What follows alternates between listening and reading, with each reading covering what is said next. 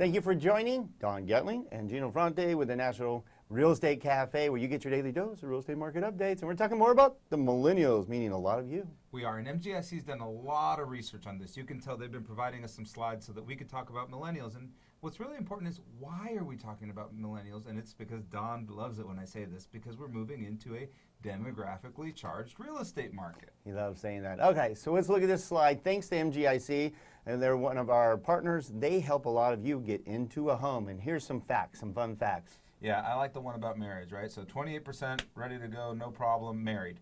32, unsure, not exactly sure what they're going to do.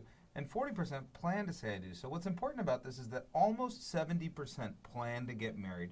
That's a pretty good statistic that backs up home ownership, because married couples have a higher tendency of getting a home than those that aren't. That's a good point. So why we continue to talk about millennials and home ownership? Well, here's the bottom line is, as of right now, believe it or not, 10% of you think you're going to continue renting, but 90% of you would prefer to own a home. But unfortunately, about 30% and one out of every three of you are still living with your parents. Get out. Yeah, but you know what's nice is that 90% want to own a home. So let's look at how that looks going forward.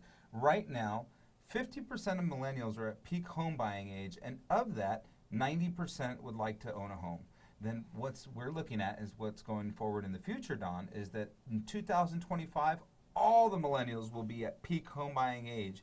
And that's when, if 90% would prefer to own a home, that should equal a robust real estate market. I like it. I like it. So also what's kind of cool is you guys should understand that a lot of you are ready to buy. I mean, the average income between 18 and 35 for millennials, $61K. So that's, what, a $2,000 a month payment or so? Comfortable $2,000 a month payment, and that's assuming they don't have a spouse or somebody else that makes a similar income. Also, what's important is the FICO score. You know, a lot of people say they're worried about credit. They don't know how much their credit's not good enough.